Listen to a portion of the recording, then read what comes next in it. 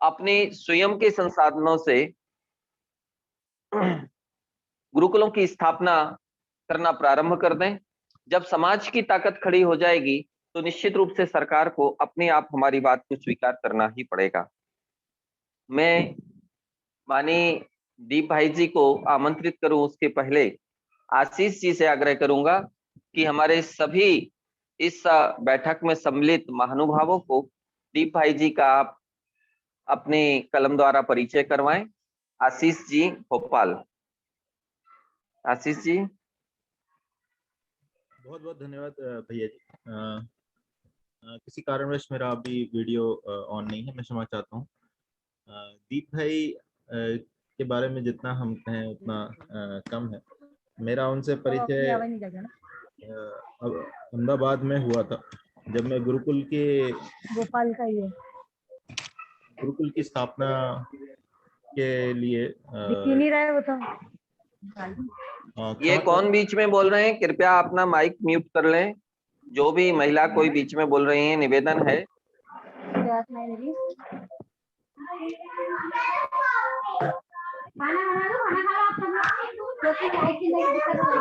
आशीष जी इनको म्यूट कीजिए ना।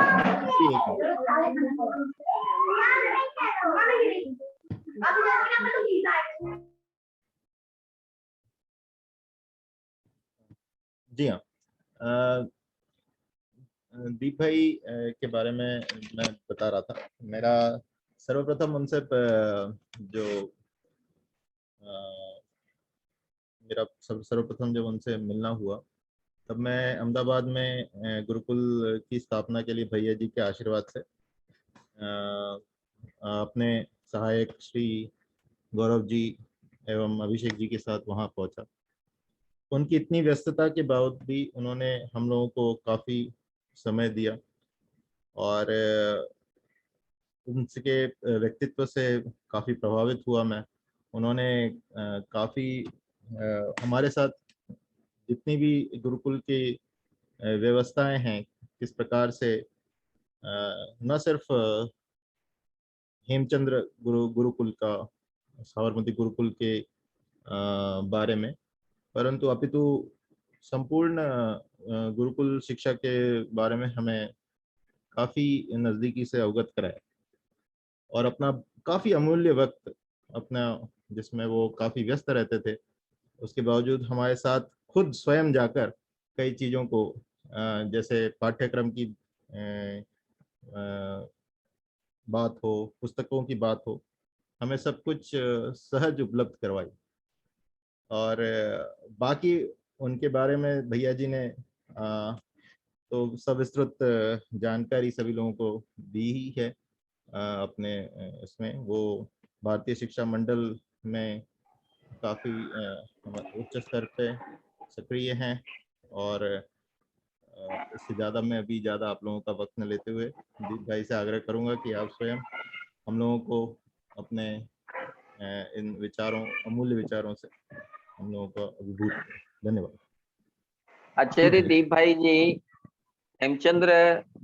हेमचंद्राचार्य गुरुकुल अहमदाबाद में प्रधानाचार्य के पद पर तो हैं ही, साथ ही 13 देशों में, भारत सहित अन्य 13 देशों में गुरुकुलों के संचालन का जो कार्य है उसके संयोजक भी हैं। वैश्विक गुरुकुलीन जो कमेटी बनी हुई है उसके संयोजक हैं और भारतीय शिक्षण मंडल के सह प्रमुख भी हैं। आप एक अनोखी प्रतिभा के धनी हैं, अभूतपूर्व व्यक्तित्व के धनी हैं।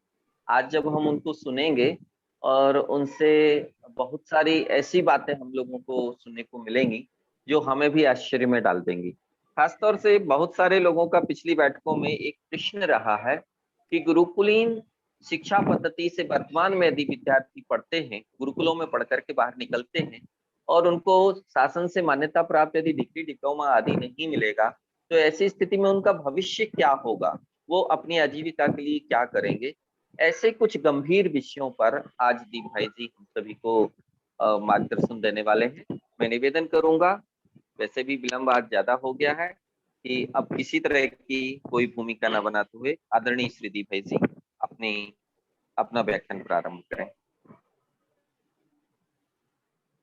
वागर्थ विव संपृक्तौ वागर्थ प्रतिपत्तये जगतः पितरौ वन्दे पार्वती परमेश्वरौ। गुरुर्ब्रह्मा गुरुर्विष्णु गुरुर्देवो महेश्वरः गुरुः साक्षात् परब्रह्म तस्मै श्री गुरवे नमः।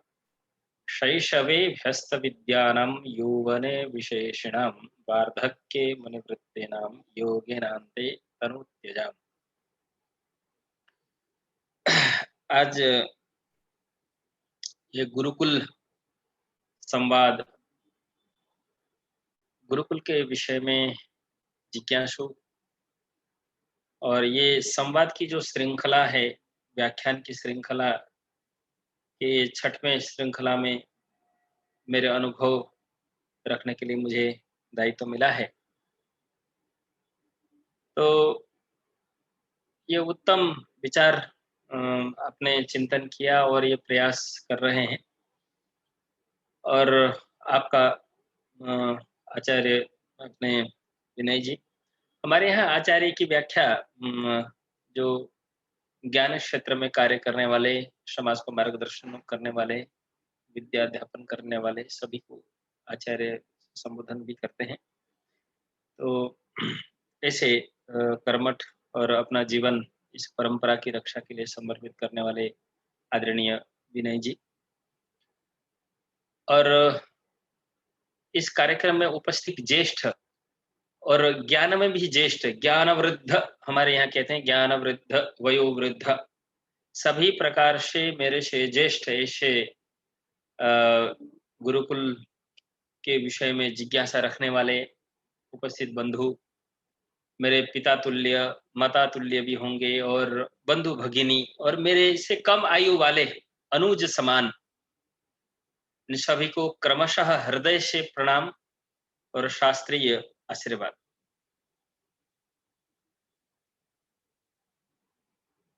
विषय ये कई चर्चाएं हुई, और आज 6ठा है तो 5 और भी संवाद हुए होंगे। मेरे से पूर्व जिन वक्ताओं ने गुरुकुल के विषय में विषय रखे ही होंगे, गुरुकुल क्या है, गुरु क्या है। तो मैं इतना ही विषय रखूंगा, क्योंकि बहुत फिलोसॉफी या चिंतन का विषय आपके सामने मैं क्या रख सकता हूं, परंतु समाज ने, विद्वानों ने, गुरुजनों ने, श्रेष्ठी जनों ने जो गुरुकुलीय शिक्षा क्षेत्र में और पारंपरिक शिक्षा क्षेत्र, भारतीय नॉलेज सिस्टम के ऊपर काम करने का जो दायित्व दिया है, उस दायित्व के क्रम में देश दुनिया और विश्व में जहां प्रवास करना और इस क्षेत्र में पॉलिसी लेवल में कार्य करना या गुरुकुलीय क्षेत्र में करना, एकेडमिक आचार्यों विद्वानों के बीच में कार्य करने का जो अनुभव हमें मिला है, वही अनुभव के कुछ अंश आपके सामने रखने का मैं प्रयास करूंगा। हमारे यहाँ गुरु के संदर्भ में शास्त्र कहते हैं, उपाध्यायः पिता ज्येष्ठो भ्राता त्राता च भीतितः मातुलः श्वशुरश्चैव मातामहः पितामहो वर्णश्रेष्ठः पितृव्यश्च पुंसोऽत्र गुरवः स्मृतः माता मातामही गुरुवी पितुर्मातुश्च सोदरः श्वश्रुः पितामही ज्येष्ठा धात्री च गुरवः स्त्रियः ज्ञेयस्य गुरुवर्गोऽयं मातृतः पितृतो द्विजाः। इस प्रकार से हमारे यहाँ माता पिता गुरु जनिता चोपनेता च यस्तु विद्यां प्रयच्छति अन्नदाता भयत्राता पिता पंचैते पितरः स्मृता। जन्म देने वाले, हमारे यहाँ उपनयन संस्कार की एक परंपरा है, यज्ञोपवीत उसको कहते हैं, वो संस्कार कराने वाले ब्राह्मण, विद्या प्रदान करने वाले गुरु, अन्न प्रदान करने वाला मनुष्य, तथा भय से रक्षण करने वाला, भय का नाश करने वाला आचार्य चाणक्य कहते हैं ये पितृतुल्य, इनको मानना चाहिए। इसी प्रकार से कहा है, राजपत्नी गुरोः पत्नी मित्र पत्नी तथैव च पत्नी माता स्वमाता च पंचैते मातरः स्मृता। राजा की पत्नी, गुरु की पत्नी, मित्र की पत्नी, पत्नी की माता, पत्नी माता स्वमाता और अपनी माता, ये 5 प्रकार के माता का एक चर्चा शास्त्रों में किया है। अब हम देखते हैं मनुष्य के जीवन में सबसे पहले मनुष्य की प्रथम गुरु माँ, गर्भ से लेकर मृत्यु तक चलने वाली शिक्षा की सामान्य प्रक्रिया, जिसमें गर्भ से लेकर जन्म के कुछ वर्ष तक उपनयन संस्कार से पूर्व तक जो जिनसे हमें सीखने मिलता है, वो प्रथम माता है। माता प्रथमो गुरु, पिता द्वितीयो, आचार्य तृतीय। तो हमें आज बहुत सारे विषय हैं, उसमें कुछ स्पर्श करते हुए आगे बढ़ेंगे। हमने जो अनुभव किया इतने प्रवास में, देश में, हम सभी कार्यकर्ता हैं इस शिक्षा में। आप हम मिलकर के इस शिक्षा को और तेजस्वी बनाना। ओम सहना भवतु सहनो भुनक्तु सह वीर्यं करवावहै तेजस्विनावधीतमस्तु मा विद्विषावहै। ये एक कक्षा में आचार्य शिष्य के साथ बैठ करके यही तपस्या करता है कि शिक्षा को कैसे तेजस्वी बनाया जाए। तो हम भी आज हम सामने बैठ करके इसमें चर्चा कर रहे हैं।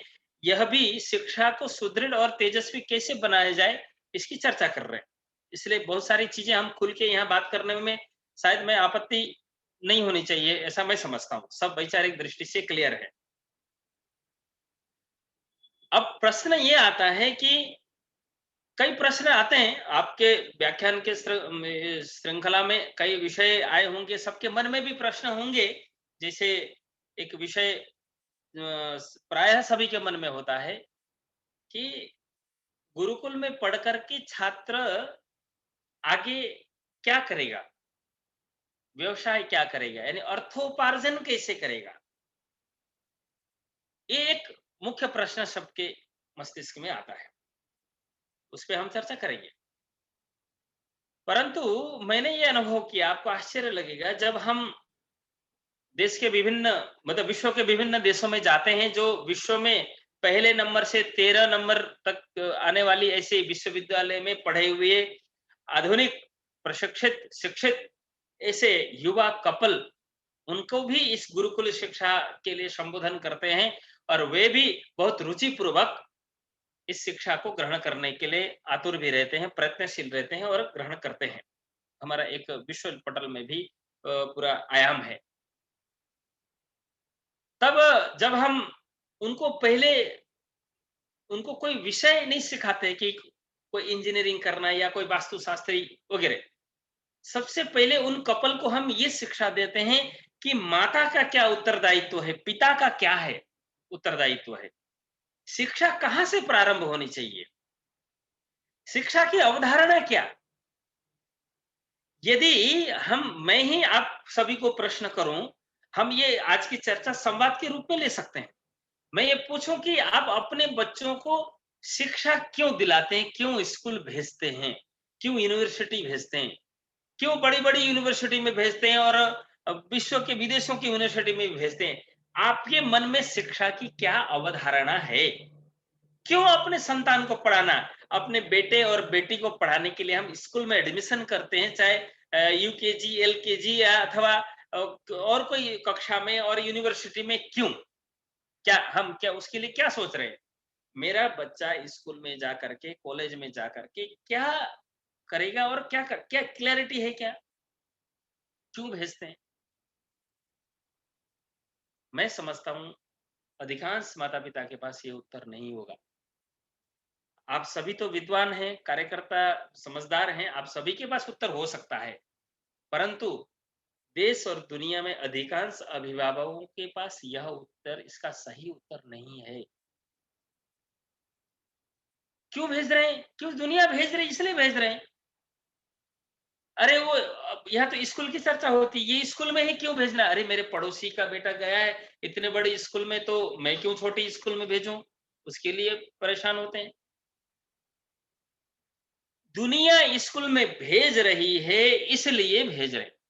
एक दूसरा उत्तर क्या रहेगा कि स्कूल में पढ़ेगा और कॉलेज में जाएगा, अच्छे नंबर लाके उत्तीर्ण होगा, मेरा बच्चा डॉक्टर बनेगा, इंजीनियर बनेगा, उसके बाद बहुत अच्छा पैसा कमाएगा या बड़ी मल्टीनेशनल कंपनी में जॉब मिलेगी, अच्छे पैकेज मिलेंगे,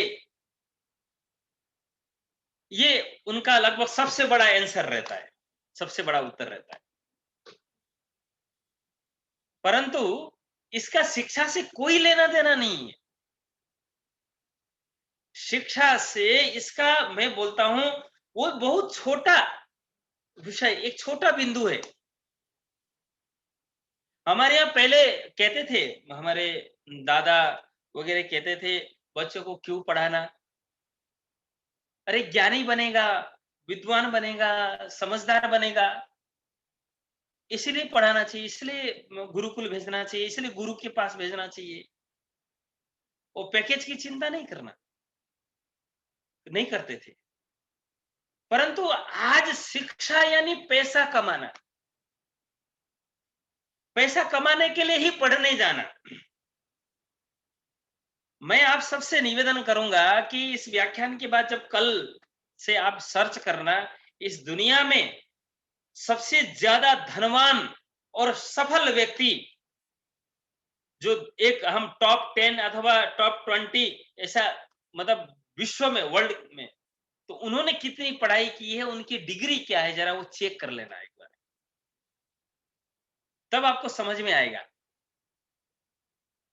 कि जो लोगों ने कॉलेज भी नहीं गए, कई तो ऐसी सूची है, अभी वो सूची बोलने लगूंगा बहुत समय लगेगा, मैं आपको बाद में व्हाट्सएप में ग्रुप में शेयर कर सकूंगा पूरी सूची।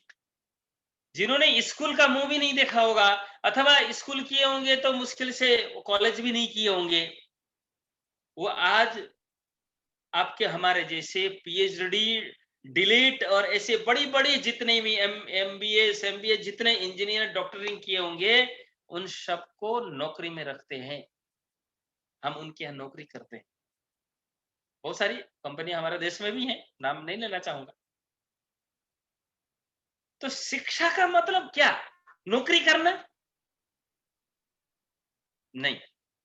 हमारे ऋषि कहते हैं शिक्षा के विषय में विद्वान लोगों ने ये मार्गदर्शन करते हैं। हमारे यहाँ शिक्षा का क्रम क्या होना चाहिए, शिक्षा का उद्देश्य क्या होना चाहिए, उसकी पद्धति क्या है, क्या हमारी क्लियरिटी होनी चाहिए। तो विद्या, कला और कुशलता, जैसे विद्वान कहते हैं, विद्या सबसे पहले हमें विद्या सीखना है। विद्या यानी क्या, विद्या सीख के क्या मिलता है, जैसे प्रश्न करते हैं गुरुकुल में पढ़ के क्या मिलता है, क्या क्या बनेंगे। हम सभी आज जानते हैं कि बड़ी बड़ी डिग्री लेने के बाद भी, बहुत उच्च शिक्षा हासिल करने के बाद भी इस देश में, इस दुनिया में समस्या का समाधान नहीं हुआ। क्या थोड़े पूर्व पीछे जाइए, पूर्व के समय से अभी कुछ, आप कुछ नहीं 50-50 साल का ब्लॉक बनाइए, उसके पूर्व में जाइए, और इस देश और दुनिया में जो अपराध का जो स्तर है, और कहीं जाने की जरूरत नहीं है। हम केरल का उदाहरण लेते हैं, हमारे देश का ही एक राज्य है कि कई वर्ष पहले एक किसी ने सर्वे किया था कि केरल में 100% साक्षर होने के बाद भी देश के अनुपात में सबसे बड़े ज्यादा अपराध केरल में ही दर्ज होते हैं। क्या ये शिक्षा का स्तर है अथवा शिक्षा का परिणाम है? यदि शिक्षा का परिणाम है तो हम सभी को विचार करना चाहिए कि ऐसी शिक्षा चाहिए क्या। समय जाता रहता है, बेरोजगार बढ़ती है, टेक्नोलॉजी विकास कर रहे हैं, रोड, बिजली, मकान सब बन रहे हैं, परंतु जो हमारे स्वामी थे, मालिक थे, वो गुलाम होते जा रहे हैं, और सब अपना व्यवसाय स्वतंत्रता से करते थे, वह समाप्त हो रहा है। विकास का परिभाषा भी हमें बदलना होगा। आज हम हर चीज, हर क्षेत्र में इतने हॉस्पिटल्स बढ़ रहे हैं, इतने, और तो वृद्धाश्रम की वृद्धि हो रही है। क्या ये शिक्षा का परिणाम है, देश का विकास माना जाएगा? रोग बढ़ा करके उसको ट्रीटमेंट करने के लिए हॉस्पिटल बढ़ाना वो बुद्धिमानी है, या रोग न होने का उपाय ढूंढना ये बुद्धिमानी है, अथवा वो विकास है? विचार करना चाहिए। आज कोविड ने सबकी औकात ला दी, अपने उसमें बता दी। कोविड-19 चाहे किसी ने बनाया हो या प्राकृतिक हो, वो चर्चा का विषय अलग है, बाद में कभी उस पर संवाद करेंगे। परंतु आज कोविड ने सबको ऐना दिखा दिया है, हम किस ओर दौड़ रहे हैं। पूरे विश्व को एक छोटे से, हम देख नहीं सकते ऐसे वायरस ने पूरे विश्व को ब्लॉक कर दिया, तबाह कर दिया, रोक दिया। क्या इस प्रकार के रोग भारत में अथवा विश्व में कभी नहीं हुए? हुए हैं, इतिहास देखिए, रामायण काल में हुए हैं, महाभारत काल में हुए हैं।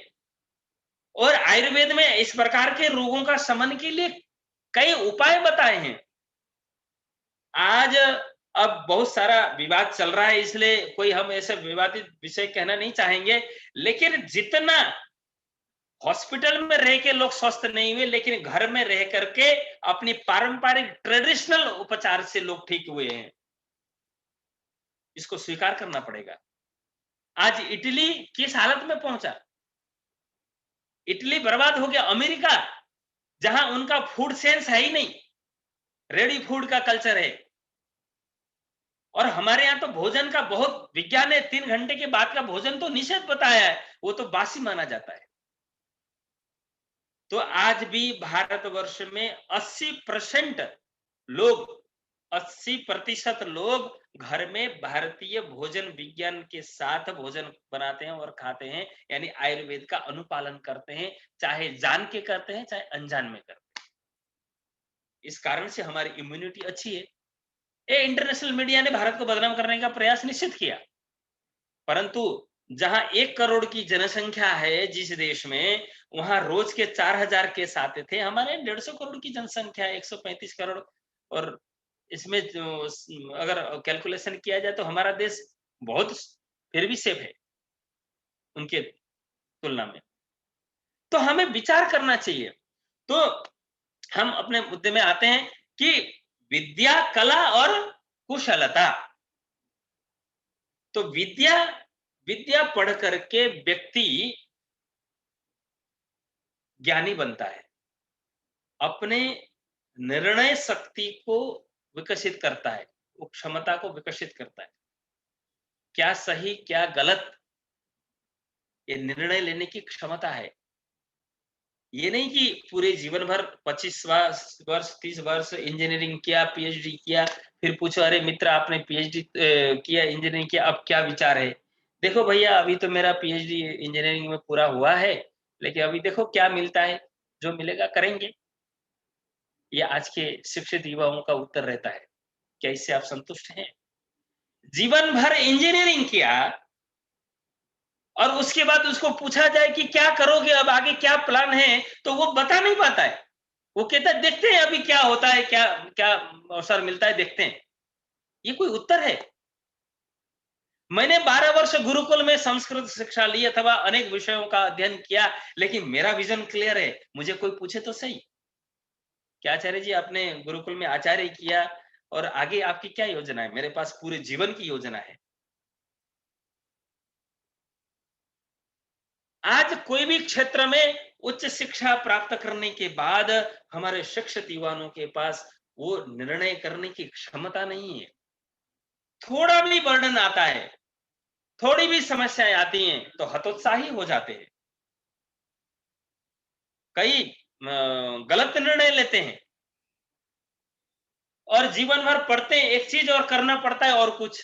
आप सबके जीवन में भी अब देखेंगे, आपके एजुकेशन से और आपके अभी कार्य क्षेत्र से कोई संबंध नहीं रखने वाले बहुत बड़ी संख्या मिलेगी आपको। तो इतने वर्ष आपने शिक्षा के नाम में माता पिता का पैसा का बर्बाद किया, अपने समय का बर्बाद किया, सरकारी संसाधनों का समाज के संसाधनों का वो यूज हो गया, उसके बाद भी आपके हाथ में शून्य है। क्यों? क्या एक स्थिति में पहुंचने के बाद हम निर्णय नहीं ले पाते हैं? बहुत सारे इंजीनियर अथवा अलग अलग क्षेत्र में उच्च शिक्षा प्राप्त करने के बाद आज बहुत सारे देश में युवा धन ऐसे हैं जो आज मूल एग्रीकल्चर में लगे हैं, कभी खेती से उनका स्नान सूतक का संबंध नहीं रहा, बाप दादाओं ने कभी किया होगा तो किया होगा। तो ये हमें चिंतन करना चाहिए। तो ये विद्या, हम ऋषि कहते हैं, विद्या सीखने से मनुष्य ज्ञानी बनता है, उसकी दृष्टि खुलती है। वो विद्यावान बनने से, ज्ञानवान बनने से वो विनय को प्राप्त करता है, उससे पात्रता होती है, उसके बाद धन प्राप्त करता है, वो धन से फिर धर्म करता है, फिर वो अंत में जीवन में सुख प्राप्त करता है। तो फिर कला, तो ये विद्या, विद्या सीखने के बाद इतनी योग्यता उसको मिलती है। और विद्या कैसे सीखना, वो उसकी एक मेथोडोलॉजी कि विद्या गुरु के आश्रय में रहकर, गुरु के सानिध्य में रहकर, गुरु से और सुनकर, श्रवण कर कर, गुरु उनको सुना करके सिखाने वाली वह विद्या है, वह शास्त्र है, वह साइंस है, विज्ञान है। फिर क्रम आता है कला।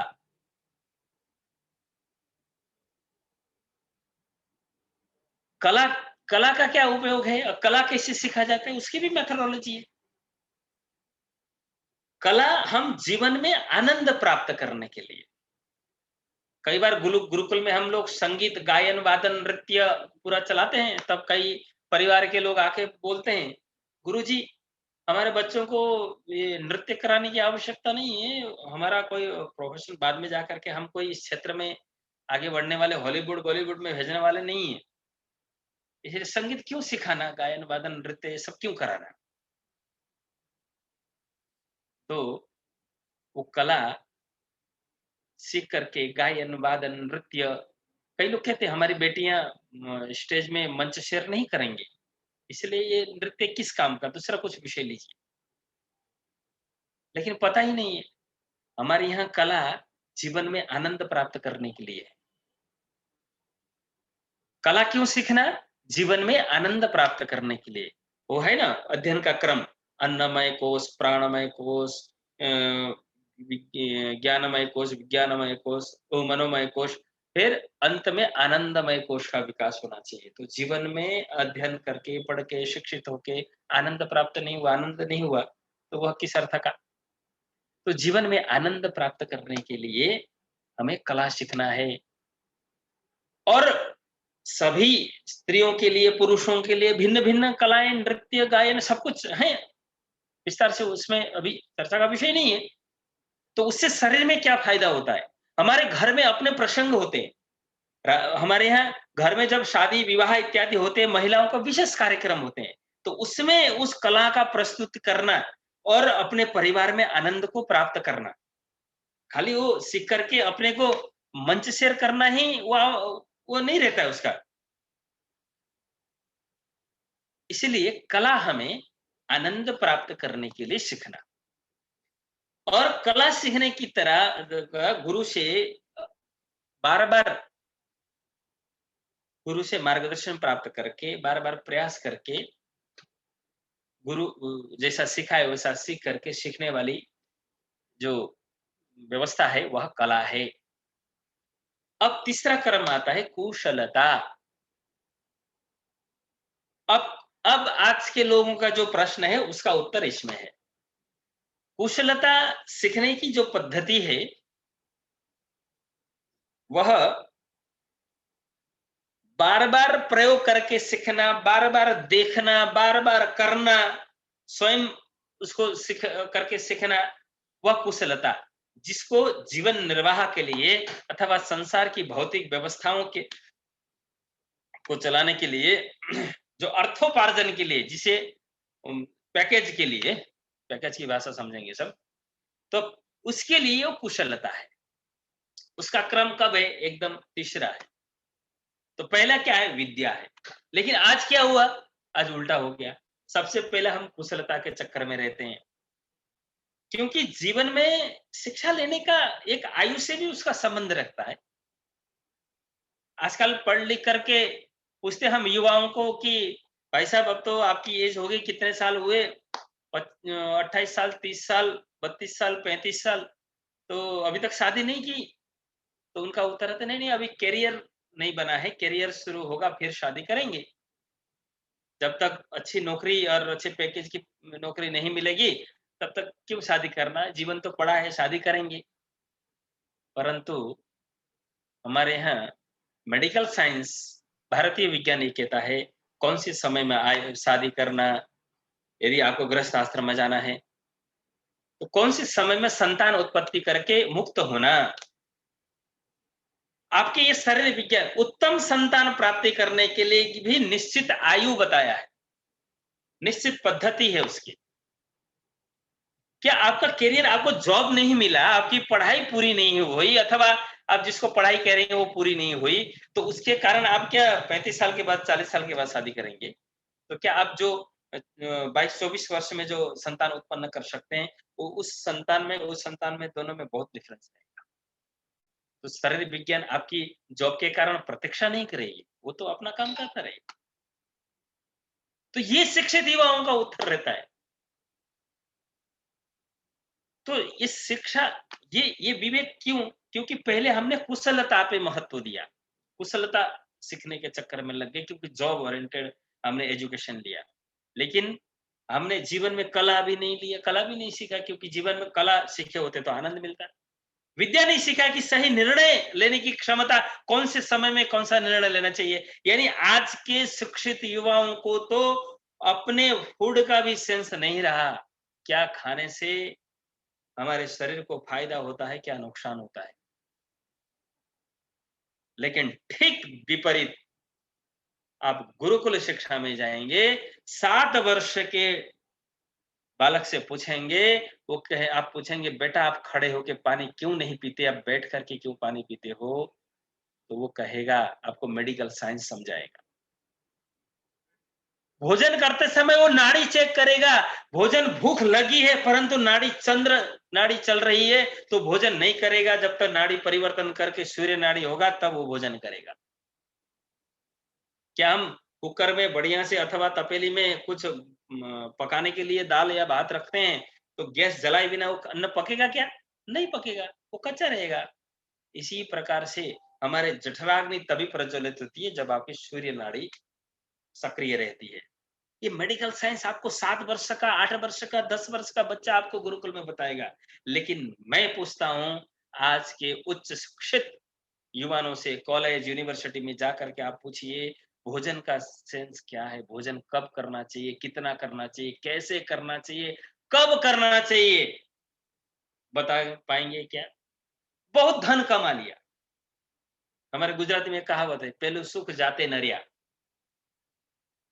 कि शरीर को स्वस्थ कैसे रखना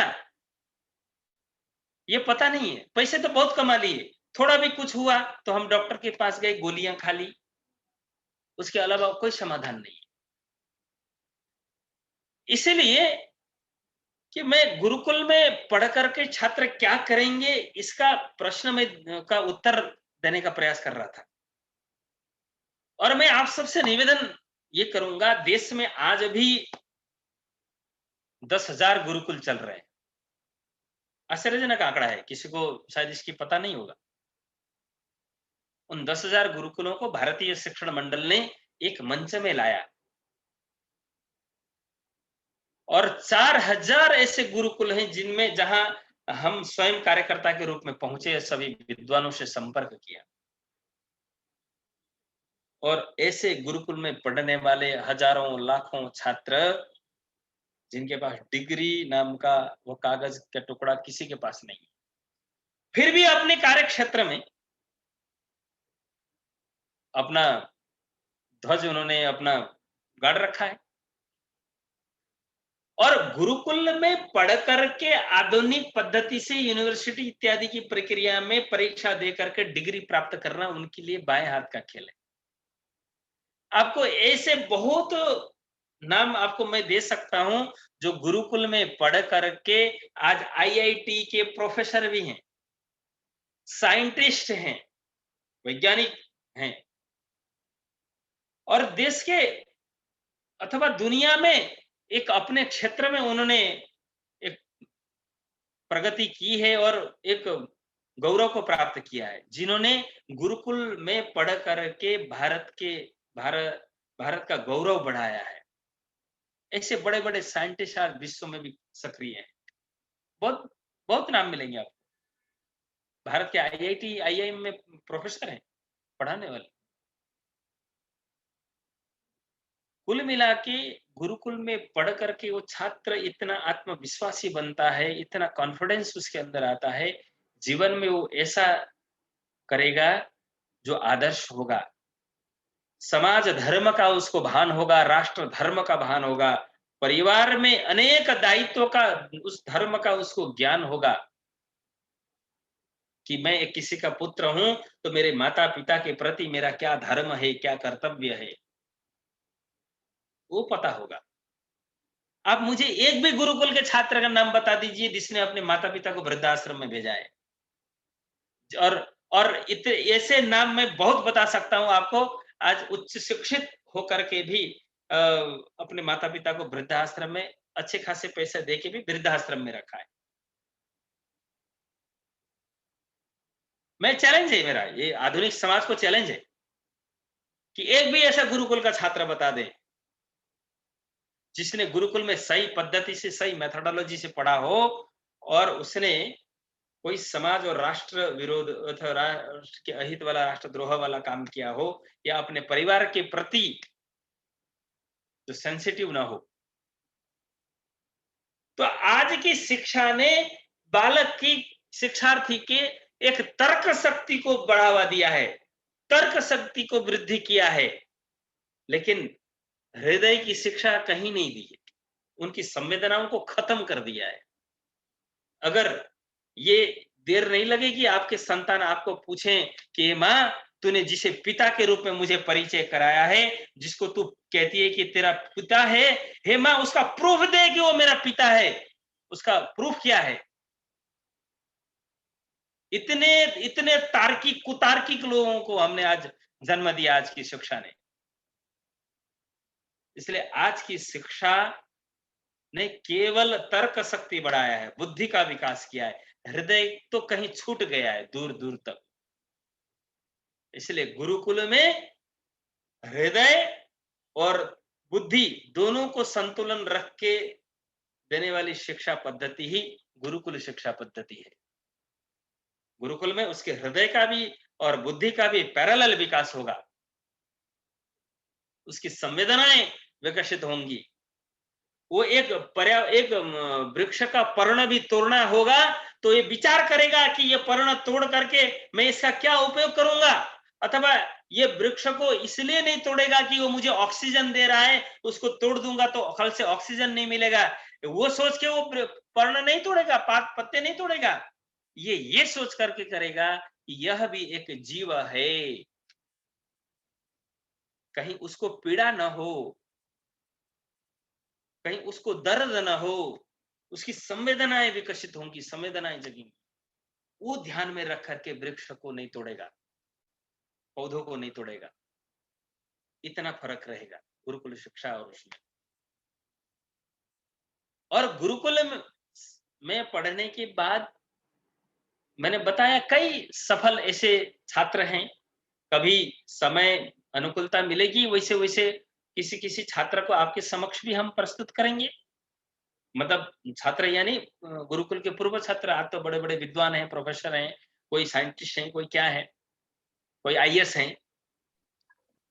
दीप जी कुछ नाम बता सकते हैं, 2-4-6, ताकि लोगों को थोड़ा सा।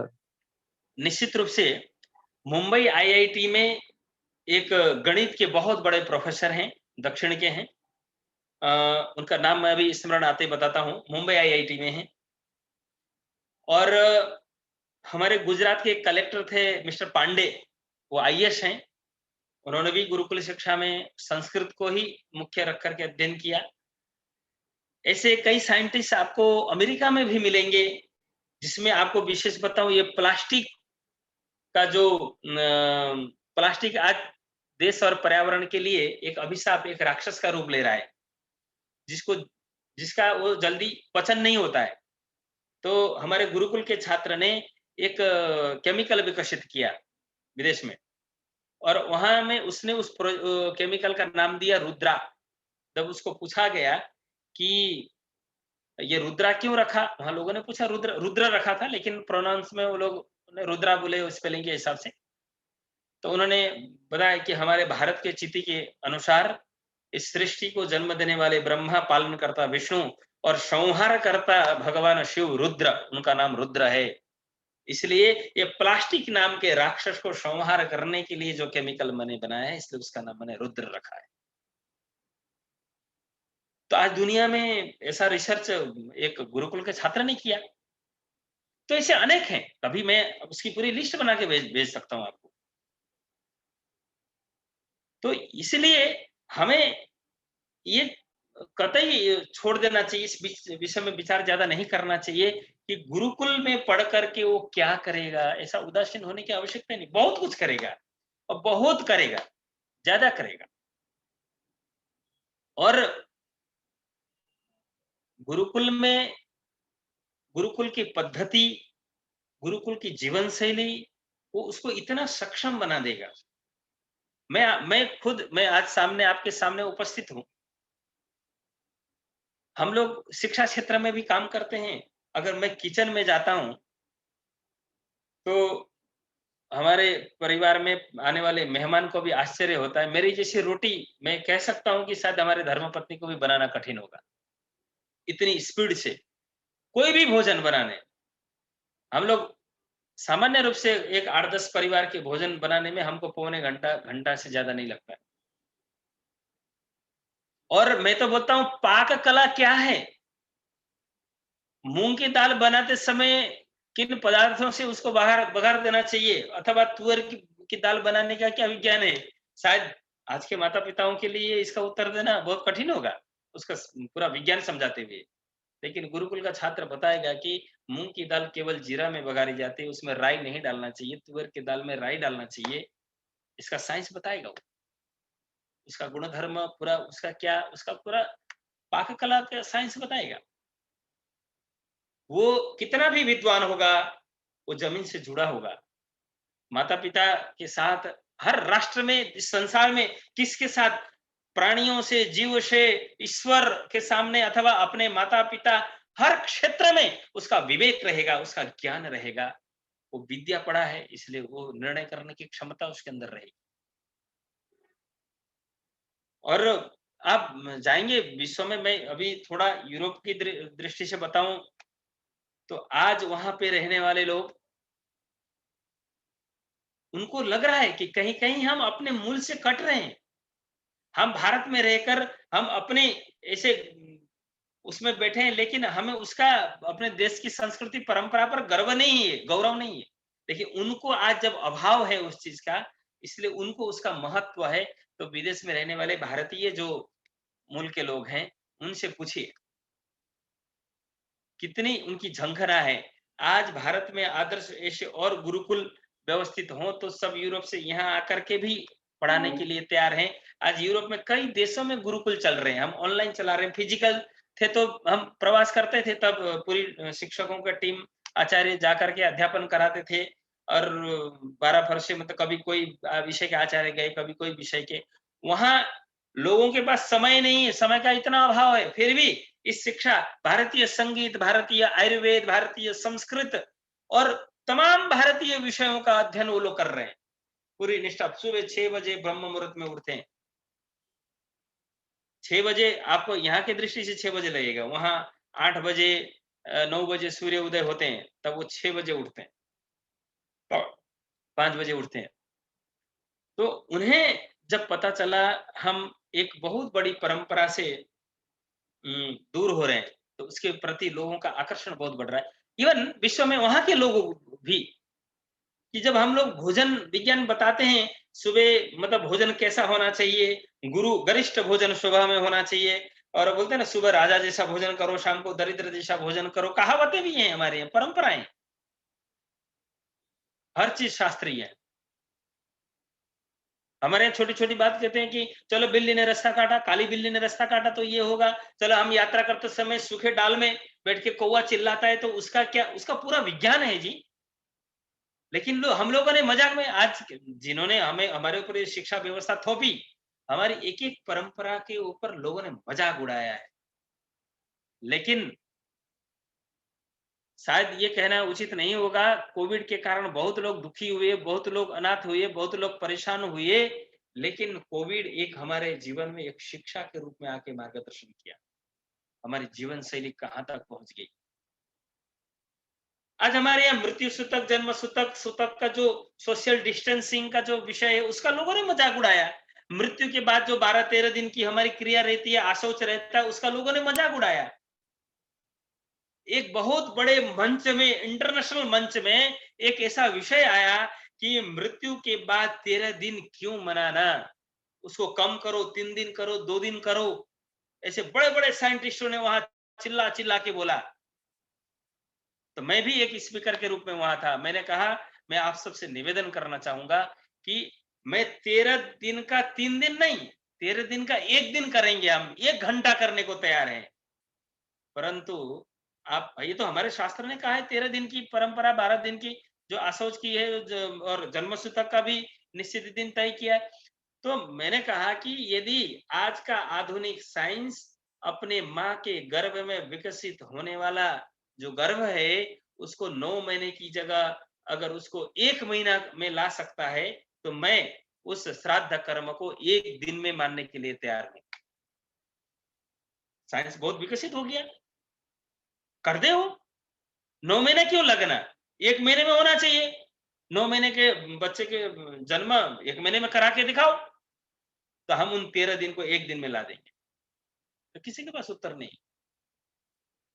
इसलिए ये ऐसे अनावश्यक बातों में हम उलझकर अपनी चीज, अपनी परंपरा, अपनी शिक्षा व्यवस्था विषय में हम न जानने के कारण आज हम लोग हंसी उड़ाते तो हम उसको सहन कर लेते हैं।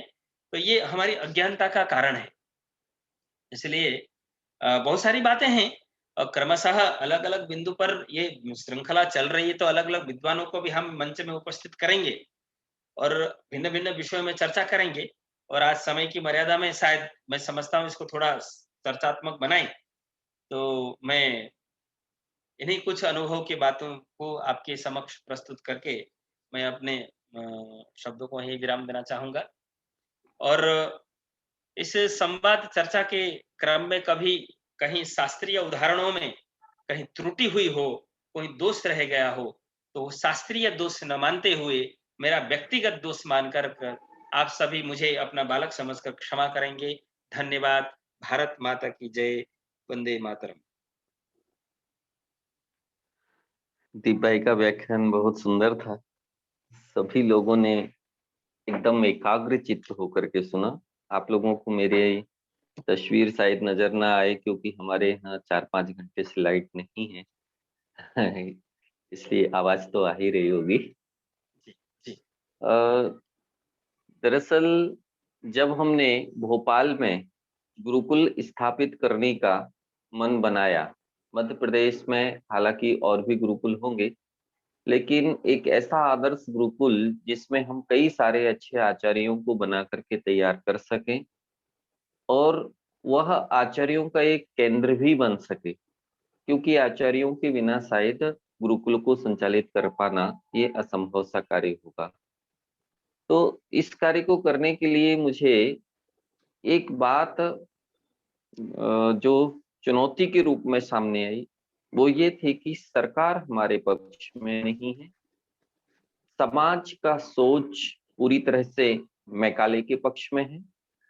यहाँ तक कि हमारे पूज्य साधु संत भी गुरुकुलीन शिक्षा के महत्व पर ज्यादा प्रकाश नहीं डालते हैं। ऐसी परिस्थिति में सरकार, समाज और साधु तीनों के बिना क्या हम गुरुकुल की स्थापना कर पाएंगे? गुरुकुल शिक्षा को हम लोगों तक ला पाएंगे? इसका क्या तरीका होगा? थोड़ा सा मार्गदर्शन करने की कृपा करें। जी, धन्यवाद। वस्तुतः अभी सही समय है। हम कहते हैं ना, वो शेयर बाजार में इन्वेस्ट करने वाले लोग जब मंदी होती है तो ज्यादा मतलब चतुराई से इन्वेस्ट करते हैं और बाद में तेजी में उसका लाभ मिलता है। तो आज गुरुकुल शिक्षा का अभाव है, मंदी का समय है। यदि हम अभी गुरुकुल के लिए करेंगे, अभी समाज की आवश्यकता भी बहुत है। समाज ये फील कर रहा है कि शिक्षा का विकल्प ढूंढ रहा है, समाज तैयार है। और इस समय में अगर हमने सरकार के चक्कर में आकर के ये बाजी सरकार को दे दी, तो सरकार और इसको असफल करेगी और हम और पीछे चले जाएंगे, क्योंकि सरकार का विषय ही नहीं है शिक्षा। पहली बात, शिक्षा समाज का ही विषय है। ये आप अगर गुरुकुल शिक्षा का इतिहास देखेंगे, तो ये गुरुकुल शिक्षा को बर्बाद करने के लिए सबसे पहला स्टेप ही गुरुकुलों को सरकारीकरण करना। वहां से अंग्रेजों ने ये प्रारंभ किया और हमको आज ये स्थिति तक पहुंचाए। इसलिए ये कंट्रोल, ये नियंत्रण हमें सरकार को कतई नहीं देना है। और मैं आपको बताता हूँ, शायद ये मंच से बोलना उचित नहीं होगा। आप मूल्यांकन कीजिए, सर्वे करिए। आप आयुर्वेद के क्षेत्र में देखिए, कृषि के क्षेत्र में देखिए और संस्कृत के क्षेत्र में देखिए और उसमें ये तुलना कीजिए। आज वही आयुर्वेद के क्षेत्र में व्यक्तिगत लोग प्रयास कर रहे हैं, उसका परिणाम, और यूनिवर्सिटी सरकार के लेवल में प्रयास करें, उसका परिणाम। और कृषि में भी सरकार की कई यूनिवर्सिटियां, विश्वविद्यालय कृषि क्षेत्र में हैं। अपवाद में कुछ लोग अच्छा काम कर रहे होंगे, हो सकता है, परंतु अगर उसका अनुपात जो व्यक्तिगत स्तर पर जो प्रयास, सामाजिक स्तर पर जो प्रयास हो रहे हैं उसका, और इसी प्रकार के आयुर्वेद के क्षेत्र में भी सरकार, कृषि, आयुर्वेद, चाहे किसी भी क्षेत्र में, संगीत, कला, जो भी, अब उसकी तुलना करेंगे तो जो सामाजिक प्रयास है वो सबसे उत्तम प्रयास मिलेंगे, उसमें आपको क्वालिटी मिलेगा। गुरुकुल में भी देखिए ना, बहुत सारी संस्कृत पाठशालाएं हैं सरकार की मान्यता, उनका देखिए। और जो लोग जो गुरु व्यक्तिगत चला रहे हैं, गृह गुरुकुल चला रहे हैं, उनके विद्वान देखिए। आपके यहाँ शायद एक वक्ता तेजस कुलकर्णी जी भी आए, हमारे परम मित्र हैं। वो देखिए, एक गुरु के पास तैयार हुए। वो कोई यूनिवर्सिटी में उन्होंने पारंपरिक शिक्षा नहीं ली, बाद में परीक्षा दिया और डिग्रियां ली, लेकिन वो तैयार तो गुरु के पास हुए। इसीलिए शिक्षा है ना, ये शिक्षा में क्रांति। आज हम क्या, पूर्व के ऋषि युग में भी महर्षि याज्ञवल्क्य ने एक प्रयास किया था, वो उदाहरण मैं आपको देना चाहूंगा। महर्षि याज्ञवल्क्य, मैं किसी गुरुमुख से सुना है, महर्षि याज्ञवल्क्य बहुत छोटे थे तब अपने मामा के घर में रह के अध्ययन करते थे। तब किसी राजा के यहाँ वो यज्ञ आदि कराने के लिए उनके मामा नित्य जाते थे। एक दिन किसी कारणवश जा नहीं पाए, याज्ञवल्क्य जी को भेजा। बहुत लंबी कहानी है, मैं संक्षेप में बता रहा हूँ। तो गए तो राजा की प्रतीक्षा की यज्ञ के लिए, राजा ने उपेक्षा की, शायद जो भी कारण से वो नहीं आ पाए, और उन्होंने यज्ञ समापन करके यज्ञ का प्रसाद देके राजा को देने गए, तो राजा आए नहीं, प्रतीक्षा करनी पड़ी। तो उन्होंने यज्ञ का प्रसाद वो यज्ञ के लिए एकत्रित की हुई उस सूखी हुई लकड़ियों के ऊपर फेंक करके चले गए। जाने के बाद जब राजा अपने कक्ष से बाहर आए प्रसाद लेने के लिए, तो वो यज्ञ कराने वाले बटुक नहीं थे। तो पूछा कि ये सूखी हुई लकड़ियां कैसे पल्लवित हो गई। तो वहां के उनके चौकीदार जो भी उपस्थित रहे होंगे, उन्होंने बताया कि वो यज्ञ के प्रसाद वो बटुक ने फेंके गए, तो ये सूखी हुई लकड़ियां पल्लवित हुई। तो राजा को बहुत पछतावा हुआ। उधर अपने मामा से सारा वृत्तांत उन्होंने बताया, तो मामा बड़े चिंतित हुए। उन्होंने कहा कि मामा ने कि तुमने राजा के साथ ऐसा व्यवहार किया, अब ये गुरुकुल का पोषण कैसे करेंगे, राजा नाराज होंगे, तो गुरुकुल हम कैसे चलाएंगे। तब मैंने गुरुजी के गुरुमुख से सुना, और वो कह रहे थे, तभी उन्होंने झोला उठा करके निकले और अपने मामा को ये कहा कि जब तक ये गुरुकुल शिक्षा को मैं समाज पोषित नहीं बनाऊंगा, तब तक मैं वापस नहीं लौटूंगा। और उन्होंने अपने जीवन काल में, मैंने सुना कि 60,000 छात्रों का गुरुकुल संचालन अपने जीवन में याज्ञवल्क्य ने किया, और इतना उदाहरण उन्होंने प्रस्तुत किया और क्रांति शिक्षा में वहां से उन्होंने लाए। तो ये कार्य करना पड़ेगा और ये सही समय है। और निश्चित रूप से ये दुर्भाग्य है, जिसे कहा कि आपने संत समाज की भी उदासीनता गुरुकुल शिक्षा के प्रति, और समाज में प्रबुद्ध लोगों की उदासीनता। यानी आप आज यूनिवर्सिटी, हम तो यूनिवर्सिटियों के साथ भी काम करते हैं, तमाम सरकारी संस्थाओं के साथ काम करते हैं, प्राइवेट संस्थाओं के साथ, लेकिन सब लोग गुरुकुल घुमा फिरा के गुरुकुल शिक्षा की, भारतीय शिक्षा की, इंडियन नॉलेज सिस्टम की बात तो करते हैं, लेकिन उनको गुरुकुल नाम लेने में पता नहीं क्या ऐसा अपराध बोध होता है। गुरुकुल नाम नहीं लेते हैं, लेकिन सारी बातें गुरुकुल की करती हैं, इसलिए करते हैं। और भारतीय शिक्षा मंडल ने इसलिए तय किया है, आने वाले 15 वर्ष में गुरुकुल मेथोडोलॉजी को विश्व की मुख्य धारा की शिक्षा हम बना के रहेंगे। इसलिए निश्चित रूप से होगा, जिस प्रकार से योग आज पूरे विश्व में पहुंच गया और इसी प्रकार से योग को जिस तरह से लोगों ने विश्व ने स्वीकार किया, वैसे ही इस शिक्षा पद्धति को भी विश्व स्वीकार करेगा और केवल भारत की नहीं, पूरे विश्व की मुख्य धारा की शिक्षा ही गुरुकुल होगी। क्योंकि योग जैसे कार्यक्रम में हम लोगों ने, संगठन ने चलाया और आज उसको वहां पहुंचाए, उसका परिणाम हमें पता था। तो आज गुरुकुल क्षेत्र में भी कई लोगों ने अपना जीवन दे दिया है। इसलिए हम निश्चित रूप से हम कह सकते हैं कि आने वाले कुछ वर्षों में हम इस शिक्षा पद्धति को मुख्य धारा में लाएंगे और उस समय इस शिक्षा का नेतृत्व करने वाले, आज से जब हम गुरुकुल शुरू करेंगे, उन गुरुकुल के छात्र तब दुनिया की शिक्षा पद्धति का नेतृत्व कर रहे होंगे और लीडरशिप वही देंगे। ये पूर्ण विश्वास के साथ हम कहते हैं।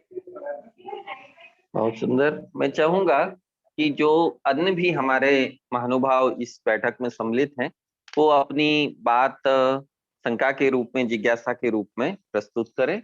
जी। क्रमशः जो भी अपनी बात रखना चाहते हो आप हैंड रेस कर सकते हैं। जी, अपना माइक चालू करके।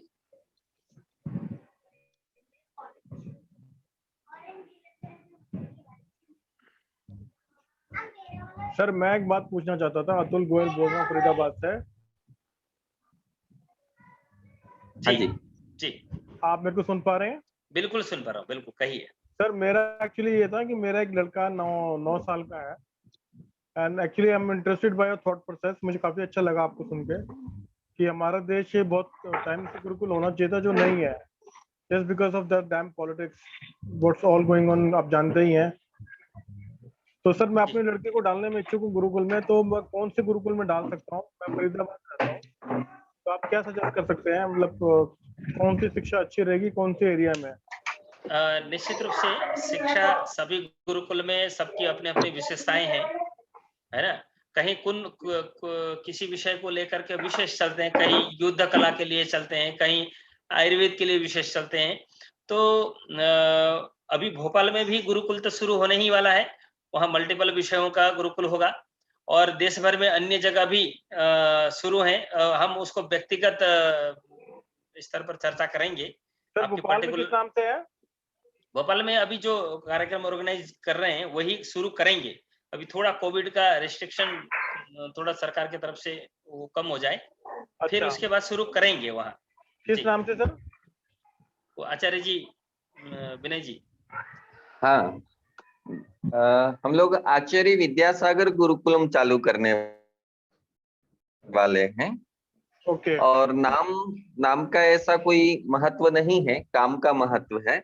हम लोग अभी हाँ, हम लोग पूरा प्रयास कर रहे हैं कि हमें जो प्राचीन हमारी शिक्षा पद्धति रही है, पूर्णतः हमारा गुरुकुल उसी पर आधारित रहे, जिसमें हम कुछ भाषाओं का ज्ञान दे सकें, शास्त्रीय ज्ञान दे सकें, राजनीति शास्त्र, समाजशास्त्र, अर्थशास्त्र, कौटिल्य का अर्थशास्त्र हम बच्चों को पढ़ा सकें, उनको हम व्याकरण का अच्छा ज्ञान दें, उनको अंतरराष्ट्रीय स्तर की 2-4 भाषाएं भी उनको आती हों, फिर उनको कलाओं में निपुण करें, जो हमारी 64 कलाएं या 72 कलाएं शास्त्रों में वर्णित हैं और प्राचीन समय में हमारी गुरुकुलों में दी जाती थी। उन कलाओं का जितना संभव होगा अधिक कलाओं में पारंगत करने का हम प्रयास करेंगे।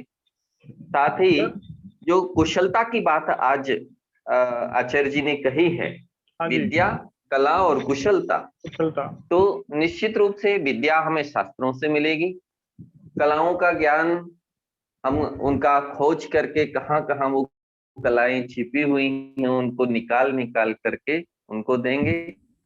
और जो कौशल की बात है, जिनके पास विद्या और कला होती है, कौशल उनके पास स्वयं चल करके आता है, ऐसी मेरी अपनी मान्यता है। बिल्कुल ठीक कहा सर आपने। सर मुझे ये पूछना था, जैसे अभी मेरा लड़का 4th स्टैंडर्ड में है, ये व्यक्तिगत आपका प्रश्न है बालक को लेकर के, है ना। ये अभी कुछ जैसे वैचारिक दृष्टि से कुछ विषय हो तो चर्चा करेंगे, और बाद में आप व्यक्तिगत संपर्क में भी हम बात कर सकेंगे। Fine sir, fine, thank you, धन्यवाद। अन्य लोग भी अपनी बात रखें। जी नमस्कार। नमस्कार जी। नमस्कार। मुझे ऐसा कोई प्रश्न तो नहीं है, पर जनरल बहुत अच्छी बात मुझे ये लगी कि विद्या, कला और कुशलता तीनों के बारे में जो सीक्वेंस का पार्ट है, वर्तमान में जो उल्टा सीक्वेंस चल रहा है कि कुशलता पे व्यक्ति पहले जाता है, जीविकोपार्जन पे पहले सोचता है, परंतु अगर वो विद्या के बारे में सोचेगा तो हमने सुना है विद्या ददाति विनयम, विद्या से विनय प्राप्त होगा, और कला ददाति आनंदम, मतलब मैं मन से बना रहा हूँ, संस्कृत मुझे इतना तो नहीं आता है। कला ददाति आनंदम, कला से आनंद प्राप्त होता है, बिल्कुल सही है।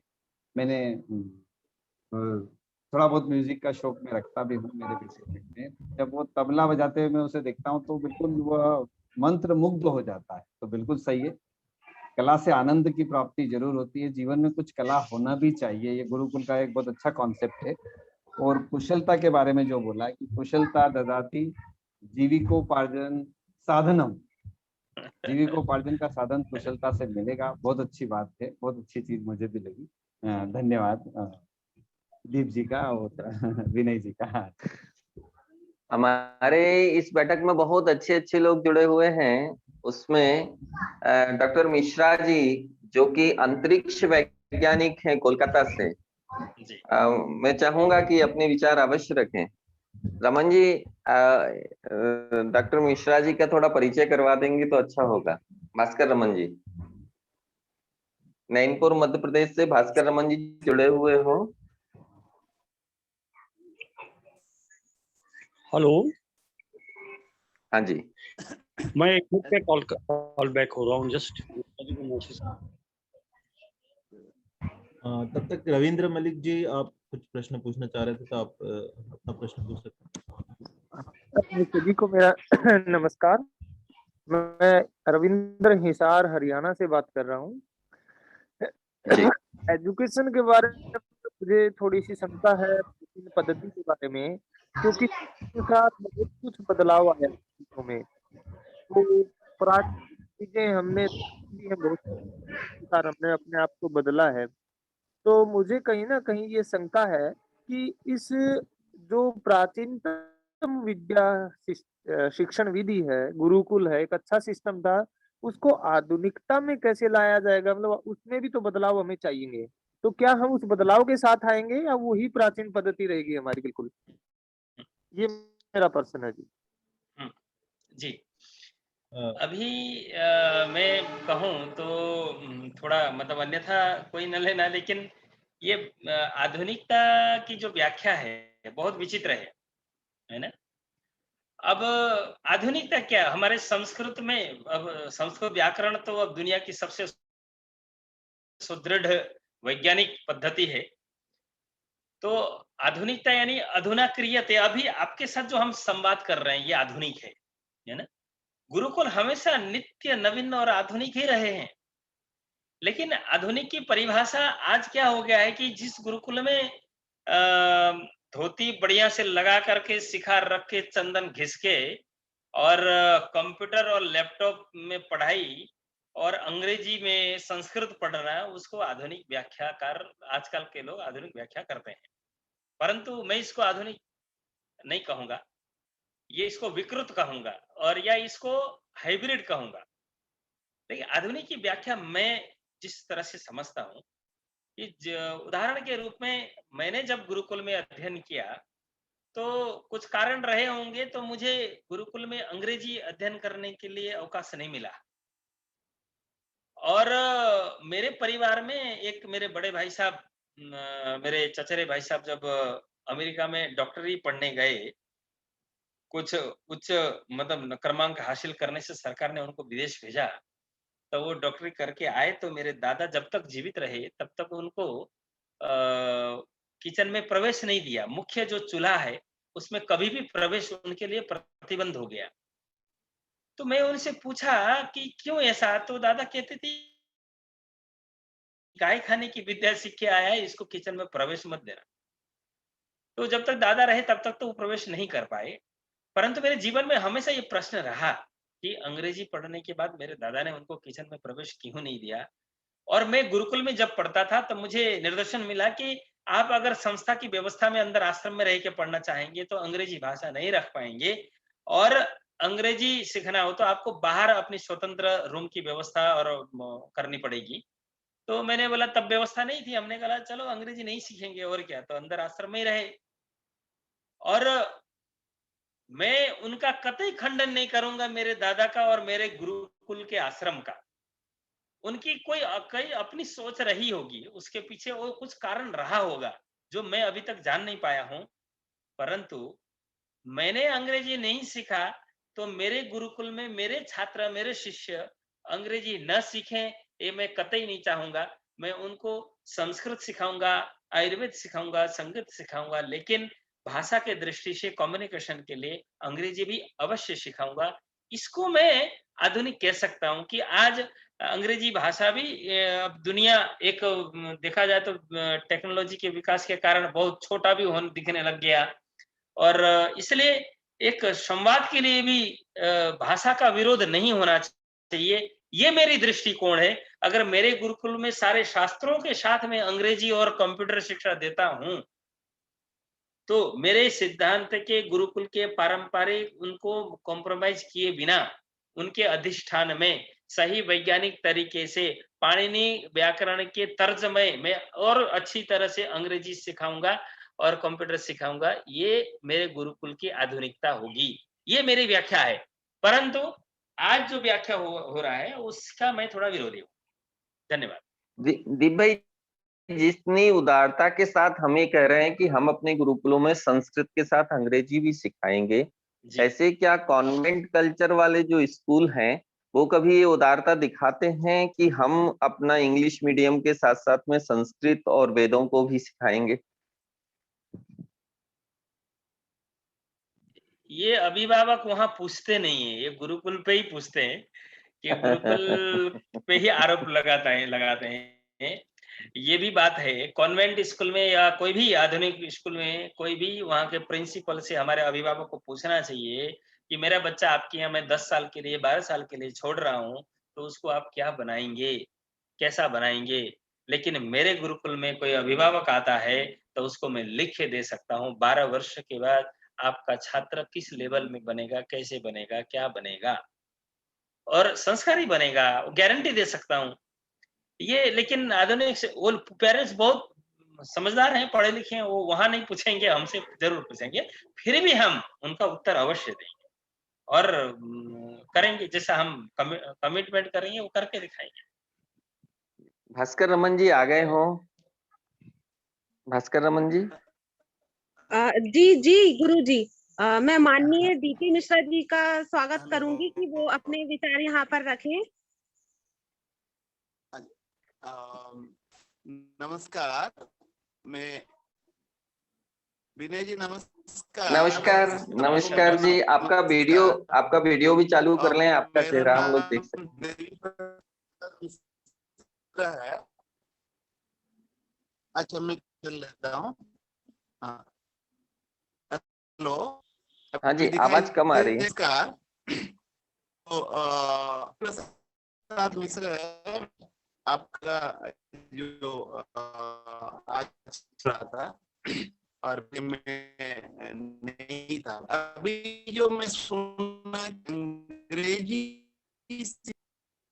अंग्रेजी भाषा आवाज नहीं आ रही है। ये जो है मैं इसको समझता हूँ वैज्ञानिक और बच्चे को पढ़ाई वो कदाप एक दो को छोड़ देखा जाए तो वो बहुत कम है, वो चालाक हो सकता। आदरणीय महोदय, आपकी आवाज नहीं बुद्धि का जो मिश्रा जी आपकी आवाज नहीं आ रही है।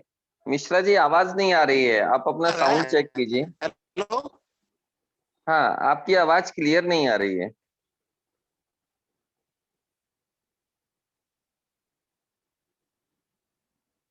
चलिए, जब तक कोई और अपनी बात रख सकते हैं। गुरुजी जब ये बैंडविड्थ कम हो जाती है ना किसी के भी नेटवर्क की, एक्चुअली जूम ज्यादा बैंडविड्थ पे काम करता है, तो ये जब बैंडविड्थ कम होती है तो अपनी आवाज क्लियर नहीं होती। जूम की जगह अगर हम उसको लें गूगल मीट को, तो गूगल मीट काफी कम बैंडविड्थ पे काम करती है। अर्चना जी उसमें रिकॉर्डिंग पॉसिबल नहीं है और हम लोगों को रिकॉर्डिंग करनी होती है। नहीं तो ये स्क्रीन रिकॉर्डर से हो जाता है, मैं करती हूँ स्क्रीन रिकॉर्डर से। एक ऐप आता है। अच्छा। हाँ, अगर ऐप हमने डाल दिया तो उसमें फिर एक्सटर्नल वॉइस बिल्कुल नहीं आती है और स्क्रीन टोटल रिकॉर्ड हो जाती है उसमें। तो वो एक समाधान है।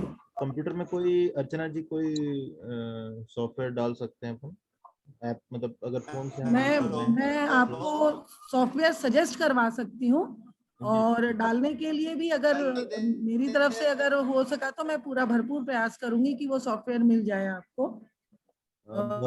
हमारे पास तो है, स्क्रीन रिकॉर्डर नाम से ही सॉफ्टवेयर है हमारे पास, तो हम लोग उससे रिकॉर्ड कर लेते हैं चीजों को। अच्छा, मुझे अगर आप दे देंगी तो मैं थोड़ा कुछ बात आपसे करना चाहता हूँ। गुरुजी, हमारा एक निवेदन है। मैं अंशुजा रमन बोल रही हूँ नैनपुर से। बोलिए जी, यदि ऐसे तकनीकी जो भी प्रॉब्लम्स हैं तो सॉल्व करने के लिए हम लोगों के पास एक अच्छी टीम है, तो यदि आप लोग अनुमति देंगे तो हम लोग हर शनिवार को हम लोग ये प्रबंध करने की पूरी कोशिश करेंगे कि कोई व्यवधान ना आए। स्वागत, बहुत सुंदर। बिल्कुल, अभी तो शशि भूषण जी की ओर से हमारे लिए ये सुविधा प्राप्त है और आगे हम इस पर 2-3 दिन के अंदर अगली बैठकों के लिए विकल्प निकाल लेंगे। ऐसा भी आपका निर्देश है, हम लोग एक सुझाव मैं देना चाहता हूँ। जी विनय जी, जैसे कि भोपाल की जो सांसद हैं जी प्रज्ञा ठाकुर जी, उनसे संपर्क करके यदि किया जाए तो वो गुरुकुल के लिए हो सकता है भोपाल के आसपास कुछ जमीन उपलब्ध करा दें, तो इसके लिए भी प्रयास जारी रखना चाहिए। आचार्य जी, आपका सुझाव बहुत सुंदर है लेकिन अभी हम थोड़ा सा सरकार की तरफ जाना ही नहीं चाहते। मैं चाहता हूं कि हम ऐसा कुछ कर लें कि सरकार को हमारे पास आना पड़े, और जमीन की व्यवस्था लगभग हो गई है। इसी महीने में हम आप सभी को खुशखबरी देंगे। चलो, बहुत अच्छी बात है। जी। अगले शनिवार को एक सूचना दे दूं, उसके बाद आगे और लोग आए। अगले शनिवार को हमारे बीच में डॉक्टर राजू विद्यार्थी जी फरीदाबाद से आएंगे। हालांकि उनका पहले का जो जीवन रहा है, बहुत समय तक वो राजनीति में रहे हैं, और विश्वनाथ प्रताप सिंह जी और इंद्र कुमार गुजराल जी जैसे जो हमारे पूर्व प्रधानमंत्री रहे, उनके ये बिल्कुल निकटस्थ सलाहकार भी रहे। लेकिन 2010 में स्वर्गीय राजीव दीक्षित जी को इन्होंने सुना और उसके बाद इनका मानस परिवर्तित हुआ, और ये अब सब कुछ राजनीति आदि छोड़ करके पूरी तरह से व्यवस्था परिवर्तन के काम में लगे हैं। माननीय अमृत भाई पटेल जो अहमदाबाद में हैं, उन्होंने मेरा उनसे परिचय करवाया था। आज वो भी बैठक में सम्मिलित है। अगले शनिवार को 8 बजे हम लोग उनका व्याख्यान सुनेंगे। इसके अलावा और भी जो लोग अपनी बात रखना चाहते हैं रखने की कृपा करें। हाँ, मेरा एक प्रश्न है। मैं नितेश जैन अहमदाबाद से, कि आचार्य दीप जी, इंडिया में जो है भारत में बहुत सारे गुरुकुल हैं, जैसे आपने बताया 10,000 गुरुकुल हैं। कुछ ऐसे गुरुकुल से अगर हमें बता पाए कि जिसमें हम कुछ विजिट कर पाए या कभी देख पाए कि कैसे गुरुकुल हमारे पहले के गुरुकुल चला करते थे और आज भी उसी नेचुरल वे में और जो हमारी वैदिक परंपरा उसके अनुसार चल रहे हैं, ताकि हमें एक झलक मिल पाए। और भविष्य में अगर कोई गुरुकुल अगर किसी को शुरुआत करना है या हो रहा है तो उनको हम उस तरीके से देख पाए और हम उसकी एक संरचना बना पाए। वैसा कुछ अगर आप सजेस्ट कर पाए, कुछ बता पाए तो बढ़िया रहेगा। जी बिल्कुल, निश्चित रूप से। पहली बात तो आप कर्णावती में रहते हैं, अहमदाबाद में रहते हैं जी, तो हम कभी मिलेंगे। और जी, हमारा भी यहाँ गुरुकुल साबरमती में है ही, मैं विजिट उसका- करके आया हूँ, साबरमती जी। तो आया हूँ विजिट करके। और बाकी जिसे आप किस प्रकार का गुरुकुल देखना चाहते हैं? वेद वाला देखना चाहते हैं, कला जैसे वाला मैं देखना आपको चाहते एग्जांपल हैं, देता हूँ या कि हाँ हाँ जी, हाँ, वैदिक परंपरा का हो, जैसे हमारे जैसे 72 कलाएं और हमारी जो भी हमें जो कलाएं और जो शिक्षा दी जाती थी पहले, उसी तरीके से जो चलते हैं, और उनका जो आर्किटेक्चर भी वैसा ही हो कि ताकि हमें भी एक फीलिंग आए जाने के बाद कि हाँ कहीं गुरुकुल में आए हुए हैं, वैसा कुछ। प्राय अगर ये सब चीज का एक कॉम्बिनेशन मतलब सभी चीज का देखना है तो आपको कोल्हापुर में एक कनेरी मठ आप सर्च करना, जब भी जाना हो तो मुझे बताना, मैं आपको मार्गदर्शन करूंगा। कोल्हापुर में सिद्धगिरी नहीं, हम जाना गुरुकुल है। चाहते हैं आचार्य जी, कटमत सिद्धेश्वर जी महाराज हैं, लेकिन वहाँ टाइम कैसे क्या मिला जाए कि वहाँ जाएं तो हमें हमारा जो है किसी से बात हो वो पाए या अभी कुछ अभी ऐसा। अभी कोविड में बच्चे वहीं थे तो अवकाश नहीं दिया था, अभी अवकाश देंगे। आप अगस्त में जाना, जुलाई अंतिम तक शुरू कर आएंगे बच्चे, और अगस्त में आप जाना कभी भी। तो मुझसे कद सिद्धेश्वर जी जो आचार्य हैं, जो महाराज हैं, स्वामी मठ जी, जो है, हाँ। स्वामी जी जो हैं, तो उनसे मतलब कैसे मिलाया जाएगा? मतलब आप अगर कुछ हाँ, वो आप मुझे बताना ना, मैं suggest संपर्क करेंगे। कर। हाँ हाँ, अच्छा, आप जब फिर भी जाना बढ़िया, हो हम आपसे संपर्क कर लेंगे जाने के पहले। जरूर, मैं भी जाने वाला हूँ, आप बताना, मैं भी जाऊंगा। मैं जी साथ जी में बिल्कुल, चलूंगा। बहुत बढ़िया रहेगा, फिर तो अच्छा रहेगा। यदि जाता रहता हूँ मैं तो। यदि आप वैदिक गुरुकुल देखना चाहते हैं पाल के नजदीक, तो एक गुरुकुल होशंगाबाद है, नर्मदा नदी पर किनारे पर, वहां देख सकते हैं।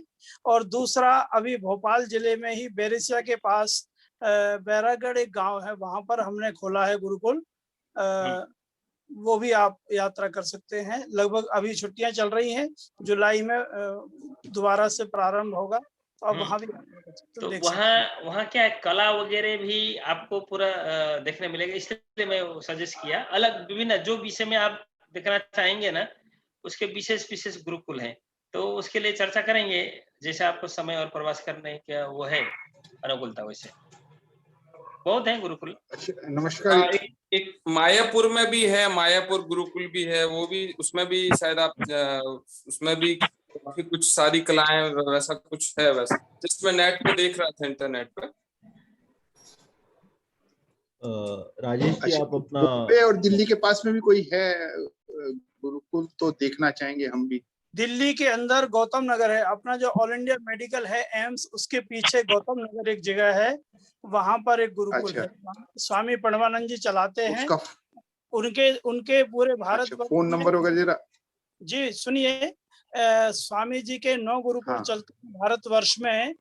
सबसे पहला गुरुकुल दिल्ली के अंदर एम्स के पीछे गौतम नगर में है, और उन्हीं की एक ब्रांच भोपाल में भी बेरिसिया में खोली है, जिसकी मैं चर्चा कर रहा था। देहरादून में आप जाना चाहेंगे तो देहरादून के अंदर है, विकास नगर है, वहाँ गुरुकुल है बहुत अच्छा। फरीदाबाद यदि आप जाएंगे तो फरीदाबाद के अंदर मिलेगा गुरुकुल। केरल में जाएंगे तो एक केरल में भी गुरुकुल है। सब जगह पतंजलि का भी है उधर, बहुत बढ़िया, उधर भी है। आप पतंजलि जाएंगे तो उनके बहुत सारे प्रकल्प हैं। हरिद्वार में गया हूँ। हरिद्वार में आप जाएंगे, गुरुकुल कांगड़ी विश्वविद्यालय आप देख सकते हैं। नहीं, कांगड़ी गुरुकुल कांगड़ी थोड़ा वो अभी आधुनिक ढांचे में ज्यादा आ गया, लेकिन ट्रेडिशनल देखना है तो दूसरी जगह जाइए। आप भारतवर्ष के जिस क्षेत्र में देखना चाहेंगे वैदिक गुरुकुल आपके लिए। बॉम्बे के आसपास कोई नहीं है? आप मेरा दीप जी, जी पर्सनल बात कर। ये बताइए, सरकार से मान्यता प्राप्त सीबीएसई या पाठ्य पुस्तक निगम से जो मान्यता प्राप्त विद्यालय हैं, वो उनमें वेदों का अध्ययन यदि कराने का होने के बाद क्या वो गुरुकुल के अंतर्गत हम ले सकते हैं? हाँ, ले सकते हैं जी, ले सकते हैं। ऐसे कई संस्थाएं हैं, जैसे ये आपके उज्जैन में एक संस्था है, वो केंद्र सरकार से सीधा मान्यता प्राप्त है। ऐसे और भी हैं, और परीक्षा देने के लिए तो बहुत सारे माध्यम है। आपको मैं संपूर्णानंद संस्कृत विश्वविद्यालय भी है, और वो भी एकदम ट्रेडिशनल तरीके से परीक्षा की पूरी, मतलब परीक्षा आधुनिक ढंग से है, लेकिन विषय वगैरह ट्रेडिशनल है। और ऐसे सर्टिफिकेट के दृष्टि से किसी को मार्गदर्शन चाहिए तो हम अलग से उसका चर्चा रखेंगे। बहुत सारे प्रावधान है सर्टिफिकेट के लिए, कोई कमी नहीं है, मतलब जितना चाहिए उतने मिलेंगे। नमस्कार जी। आपको मेरी आवाज सुनाई दे रही है? जी बिल्कुल। हाँ जी। हाँ जी। आपने अभी बताया कि आप साबरमती गुरुकुल से संबंधित हैं, आचार्य हैं। तो पिछले साल कोरोना काल से शुरू होने से पहले ही मैं अपने बेटे को लेके वहां पे गया था और वो बापूजी से मुलाकात हुई थी और उन्होंने बोला था कि हाँ बेटे को 15 दिन के लिए ट्रायल पे आप भेज देना। तो लेकिन उसके बाद लॉकडाउन लग गया और हम अभी तक प्रतीक्षा ही कर रहे हैं। और समस्या ये है कि मेरा बेटा 12 साल का हो गया है और 13वें में लगा हुआ है, तो क्या उसको ले लेंगे? अभी कह पाना मुश्किल है क्योंकि नई गाइडलाइन आई नहीं है गुरुकुलों के लिए। हाँ जी। अगर हमारे स्थान अभी जिस तरह से हम सुन रहे हैं कि संख्या घटानी पड़ेगी, तो क्योंकि एक रूम में इतने छात्र रह पाएंगे, एक रूम में इतने, ऐसा कुछ गाइडलाइन आने वाला है, ऐसा वायुमंडल सुनाई दे रहा है अभी। अगर ऐसा होगा तो हमारे छात्रों को हमें कम करने की स्थिति आएगी। इसके लिए फिर नहीं ले पाएंगे। अगर मुक्तता मिलती है तो ले लेंगे, कोई आपत्ति नहीं। अच्छा, तो ये फिर भी आप संपर्क में रहना, हम और भी व्यवस्था करेंगे आपके बच्चे के लिए। गुरुकुल शिक्षा मिले। नवराज जी के साथ में संपर्क में हो तो उनको बोलना है विशेष परिस्थिति में जब हो तो मेरे से बात कराएं, ऐसा बोलना। उनसे नंबर मांगेंगे और नंबर भी देंगे, तो कभी चर्चा करेंगे उस विषय में। जी जी, अगस्त में आप बता रहे हैं खुलने का विचार है, अगस्त में, है ना, साबरमती आश्रम? अवश्य। मैं आचार्य जी ने कहा है, मैं नंबर शेयर कर देता हूँ। जी जी, धन्यवाद। जी धन्यवाद। एक अंतिम प्रश्न अमित दत्ता जी, आप अपना कुछ पूछना चाह रहे थे? जी नमस्कार भाई साहब। नमस्कार। नमस्कार। सभी विद्वतजनों को प्रणाम। मेरा बस एक यही मूल प्रश्न है, भोपाल में जो गुरुकुल स्थापित हो रहा है उसकी स्थापना से संबंधित योगदान के लिए कौन कौन से ऐसे विषय हैं जिनमें हम योगदान कर सकते हैं? अगर थोड़ा मार्गदर्शन करेंगे तो उस पर हम रुचि आगे बढ़ा करके आपसे आगे सहयोग प्रदान करना चाहते हैं। धन्यवाद। जी हाँ जी, उमेश जी कुछ कह रहे हैं क्या? नहीं, पहले आप बताइए। जी देखिए, अब यहाँ हर प्रकार की शक्ति लगेंगे, है ना। तो तन मन धन तो है ही, है ना। उसके अलावा भी किसी के पास कोई क्षमता है, कोई कला है, कोई विद्या है, कोई ज्ञान है, किसी भी तरह से, मतलब हम तो कहते हैं गुरुकुल शिक्षा के लिए आपके पास कुछ भी नहीं है तो रोज एक माला भी जप करेंगे गुरुकुल का विकास और गुरुकुल शिक्षा का, वो भी हमारे लिए आपका सहयोग माना जाएगा और सहयोग के रूप में वो भी शक्ति काम करेगी। इसलिए हमारे यहाँ गुरुकुल में सबसे पहले कि कोई भी अयोग्य नहीं है ना। इसलिए सभी ये बोलते हैं ना कि अयोग्य पुरुषो नास्ति योजकस् तत्र दुर्लभम। योजकत्व की कमी है, बाकी हर व्यक्ति हमारे लिए योग्य ही है। हमारे गुरुकुल के मेथोडोलॉजी में कोई अयोग्य नहीं है ना। तो इसलिए आप जो आपके पास जो भी क्षमता है, जो भी कार्य करने की आपकी भावना है, उस प्रकार से आप सहयोग कर सकेंगे। फैकल्टी के रूप में भी सहयोग कर सकते हैं। अमंत्रम न मंत्रम, वो है ना एक नास्ति एक श्लोक है संस्कृत सुभाषित है, उसका अर्थ मैं समझा देता हूँ कि कोई संसार में ऐसा वनस्पति नहीं है जिसके मूल औषधि के रूप में काम न करता हो, है ना। और इसी प्रकार से कोई अक्षर ऐसा जो है वो जो मंत्र नहीं हो, क्योंकि कोई भी मंत्र का निर्माण होता है तो वो अक्षरों को संयोजन करके ही होता है, अक्षरों का योजन करके ही होगा। तो इसी प्रकार से अयोग्य पुरुष नास्ति योजकस् तत्र दुर्लभम। इसलिए इस संसार में कोई भी अयोग्य नहीं है, सब योग्य ही हैं, उनके क्षमता अनुसार, योग्यता अनुसार, तो उनके पास जो भी ज्ञान है अथवा सामर्थ्य है उस प्रकार से हम सहयोग लेंगे। मेरे ख्याल से इस तरह की रुचि पहली बार हमारे सभी बैठकों में अमित जी आपके माध्यम से सामने आई है, और मैं चाहूंगा कि अपनी अपनी भूमिका को लोग स्वयं ही तय करें और निश्चित रूप से आगे आए, क्योंकि ऐसे गुरुकुल केवल भोपाल नहीं, हमें हमारे अंग्रेजों ने लगभग 7.5 गुरुकुल खत्म किए हैं। तो हमें 7.5 गुरुकुल तो 7.5 लाख गुरुकुल खत्म किए हैं, तो 7.5 लाख गुरुकुलों को तो स्थापित करना ही ये हमारा लक्ष्य होना चाहिए। मैं आपसे व्यक्तिगत रूप से भी संपर्क करूंगा। चलिए, और भी किसी का विषय हो? जय जिनेन्द्र। जय जिनेन्द्र। मैं प्रकाश सेठिया आसाम से। जी आचार्य जी से मेरा प्रश्न है जी, भारत शिक्षण मंडल के अंतर्गत आसाम में भी कोई गुरुकुलम चल रहा है क्या? जी जी जी है। कहाँ पे है? मैं उनका संपर्क दूंगा। होमनाथ शर्मा जी करके हैं तेजपुर में। तेजपुर विश्वनाथ चार्ली आजू बाजू कहीं है विश्वनाथ चार्ली। हाँ, जब उज्जैन में जब अंतर्राष्ट्रीय गुरुकुलम अधिवेशन हुआ था जी, उस टाइम मैं उन लोगों से मिला था, लेकिन वो वैदिक गुरुकुलम है या कैसा है वो थोड़ा सा? हाँ वो वैदिक गुरुकुलम है, लेकिन आप उनसे मिलेंगे तो आपको वहाँ की और कौन से कला वाली चल रहे हैं वो पता चलेगा। नहीं चला तो हम लोग हैं ही संपर्क में, बता देंगे। जी, तो उनके संपर्क सूत्र आप मुझे संपर्क करना है, आपको नंबर तो दे ही दिया है, मैं भेज दूंगा आपको। जी जी जी, आपके नंबर मेरे पास है संपर्क में पहले से। जी जी, धन्यवाद। अच्छा आचार्य जी, मुझे आपका नंबर चाहिए, मुझे आपसे बात करनी थी। मैंने ग्रुप में शेयर किया जी। अच्छा जी, ग्रुप में शेयर किया। सर बता दीजिए। 97 27 0 31 311 97270 31311। Thank you sir, thank you. Thank you. नमस्कार भैया जी। नमस्कार। ओम पाटोदी। एक अच्छा जी, आचार्य जी से एक जानकारी चाहता था मैं जी। जिससे अभी भाषा की चर्चा चल रही थी, तो मैं जानना चाहता हूँ कि गुरुकुल के लिए अंग्रेजी भाषा एक आवश्यकता है या अब मजबूरी है उसको लेना? थोड़ा सा उस पर प्रकाश डालें आप।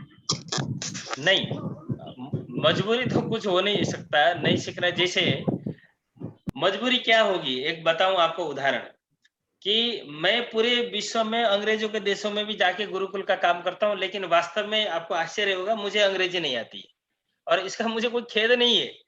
परंतु मैं ये समझता हूं कि हम गुरुकुल में बच्चों को 6 भाषाओं का कम से कम जानकारी देना चाहते हैं, है ना। एक मनुष्य को अपने बुद्धि की पूर्ण विकास के लिए 6 भाषा आना चाहिए, ऐसे कई रिसर्च हुए हैं।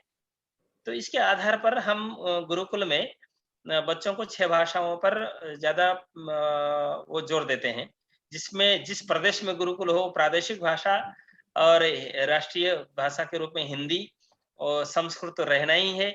और वो किसी भी क्षेत्र के होंगे, कोई राजस्थान के होंगे तो मारवाड़ी, उसके अलावा संस्कृत है ही, और अंग्रेजी। ऐसे 6 भाषाओं में हमने अंग्रेजी को स्थान दिया है।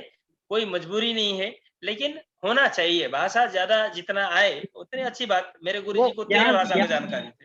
ज्ञान वृद्धि के लिए वो है, वो ठीक है, वो तो बस वही चाह रहा था मैं। जी जी।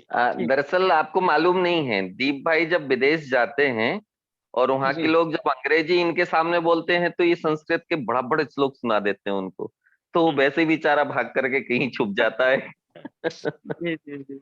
नहीं वो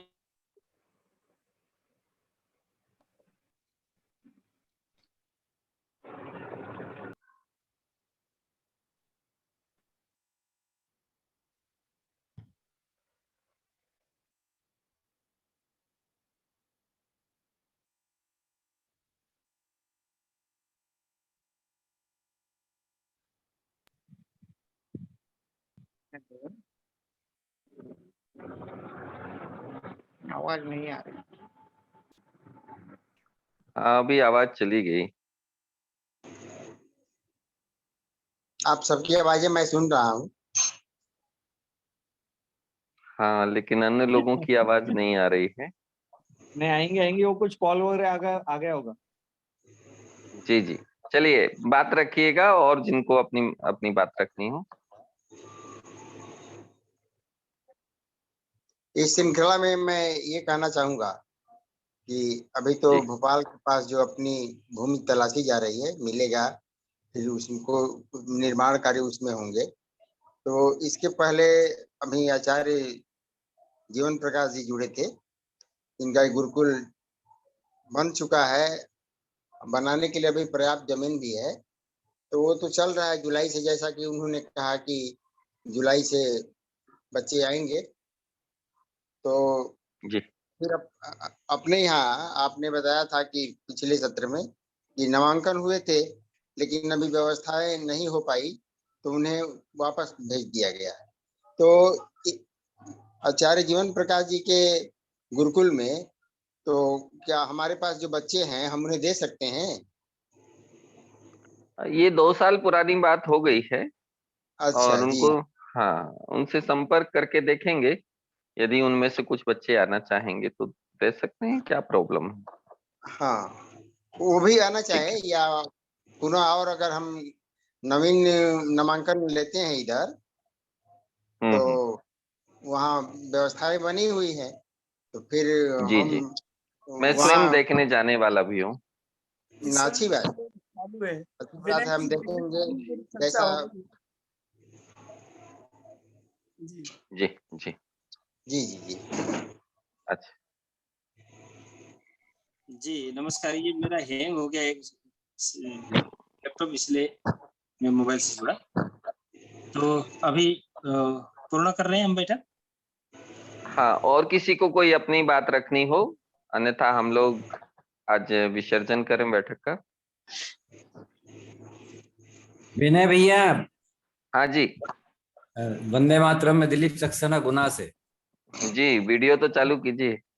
वीडियो चालू थी। हाँ, हम्म, तो आपके इच्छा के अनुरूप दोनों पति पत्नी भारतीय शिक्षण मंडल में काम कर रहे हैं। बहुत सुंदर, स्वागत। दूसरी बात, जो आज के मुख्य वक्ता है वो दिलीप सक्सेना के घर आ चुके हैं।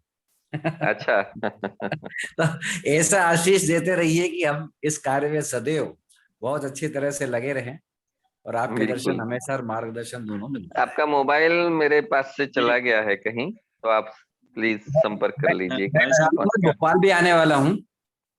ठीक है, नमस्कार भाई आइए। दिलीप जी, नमस्कार। नमस्ते भाई साहब, नमस्ते। कैसे हैं? बड़ी मुश्किल से घेर के लाया था मैं आपको। जी आप तो निकल गए ये थे गुरा से। जी, इनकी घेराबंदी की पुरानी आदत है। ये अच्छा हाँ, छोटे में इनको पिताजी पढ़ने के लिए भेजते थे और ये गाय चराने चले जाते थे। तो तब से इनको घेरने की आदत पड़ गई है सबको। अच्छा अच्छा। भैया प्रणाम भैया, विनय भैया प्रणाम। जी जी, नमस्कार। कैसे हैं भाभी आप? जी बढ़िया है भैया, आइए आप गुना। हाँ बिल्कुल बिल्कुल, अभी तो आप भोपाल आइए। अभी गुना में भी एक गुरुकुल खोल दें, मेरा आग्रह है। बहुत अच्छा, बिल्कुल बिल्कुल बिल्कुल, जरूर। चलिए, और किसी का कोई विषय, मुझे ऐसा नहीं लग रहा है कि आपको कोई जिज्ञासा या विषय है, तो सभी के प्रति फिर से एक सूचना देते हुए कि हम लोग अगले शनिवार को पुनः 8 बजे मिलेंगे डॉक्टर राजू विद्यार्थी जी के साथ में, और इस संवाद की प्रक्रिया को आगे चालू रखेंगे। दीप भाई जी का कोटि कोटि आभार, धन्यवाद। और जो इस आज की बैठक में जितने भी लोग सम्मिलित हुए हैं उन सभी का बहुत बहुत धन्यवाद। मैं चाहूंगा कि जो लोग सम्मिलित एक बार हो गए हैं, अब प्रति शनिवार लॉकडाउन खत्म होने के बाद भी हमारा ये क्रम चालू रहेगा, क्योंकि एक ये सरल प्रक्रिया है जिसके माध्यम से सप्ताह में एक बार हम एक दूसरे से संवाद कर सकते हैं, बातचीत कर सकते हैं। तो इसको हम लोग अनवरत चालू रखेंगे, ऐसा मेरा प्रयास है। और सभी से आग्रह है कि इसमें आप स्वयं भी सहयोगी बने और अधिक से अधिक लोगों को सूचित करके इस संवाद में जोड़ें, ताकि गुरुकुल शिक्षा की पूरी प्रक्रिया को लोग समझ सकें और हम लोगों को भी कार्य करने में थोड़ी सहूलियतें प्राप्त हो सकें। तो पुनः सभी का आभार, धन्यवाद। दीप भाई जी, आपका बहुत बहुत धन्यवाद, आपने समय निकाला इतनी व्यस्तता में। इस सभा को विसर्जित करने की घोषणा करता हूँ। सभी लोगों का बहुत बहुत धन्यवाद। जो भी मानव अपना प्रश्न नहीं रख पाए हों, उनसे निवेदन है कि वो अलग से नंबरों पे हमसे संपर्क करें। धन्यवाद। सभी की आज्ञा से मीटिंग यहीं पर ये समाप्त। आचार्य दीप कुरेला जी का बहुत बहुत अभिनंदन। बहुत अच्छी जानकारी आप द्वारा प्राप्त हुई और इसी तरह से जानकारियां पुनः आप देते रहें। हम इंतजार करते रहेंगे और हम प्रत्येक शनिवार में आऊंगा। धन्यवाद जी, नमस्ते।